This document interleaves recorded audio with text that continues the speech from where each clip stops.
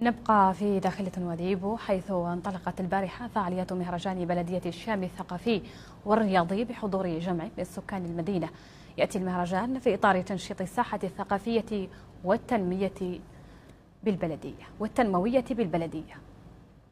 وسط جموع من سكان مقاطعة الشام، بلدية الشام تطلق لياليها الثقافية في نسختها الأولى بإشراف حاكم المقاطعة وبحضور عمدة البلدية وعدد من المهتمين بالشأن الثقافي والاجتماعي بالمدينة.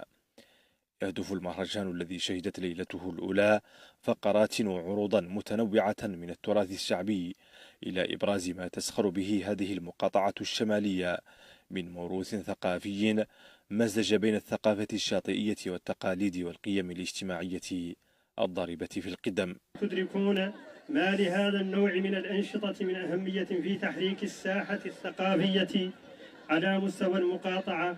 إن مقاطعة الشام ينبغي أن تأخذ مكانتها الثقافية وتعززها بإبراز ما تزخر به من موروث ثقافي نادر يجمع بين الثقافة الشاطئية المتمثلة في ثقافة إمراق وما تكتنزه من تقاليد وقيم ضاربة في القدم، وكذلك ثقافة الصحراء الممتدة في ربوع هذه المقاطعة. عمدة البلدية في كلمة بالمناسبة أوضح أن المهرجان يسعى إلى تنمية المواهب الشابة والاعتناء بالعادات والتقاليد الاجتماعية ذات الدلالات الثقافية والتاريخية.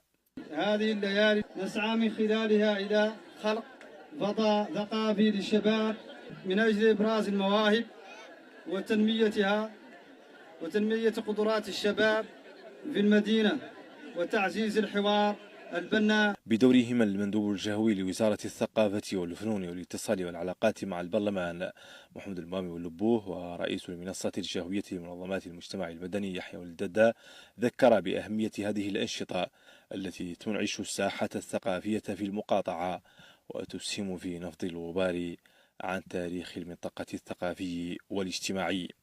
وتخللت افتتاح المهرجان مدائح نبوية تبرز تشبث سكان هذه المدينة بالشمائل المحمدية، إضافة إلى عروض فلكلورية أوضحت ما تزخر به المقاطعة من عادات وتقاليد ذات طابع تاريخي ضارب في القدم. هذا المهرجان سيدوم لمدة 3 أيام، سيكون مشحونا بالتنوع الثقافي، ستتلاقح فيه الثقافات الحسانية، البولارية، السنونكية، الولفية. سيكون لوحة فنية وطنية تكريسا لوحدتنا الوطنية ولتماسكنا الاجتماعي. المهرجان تضمن مسابقة في القرآن الكريم والشعر الشعبي والفصيح، إضافة إلى مسابقات أخرى في مجالات رياضية وثقافية.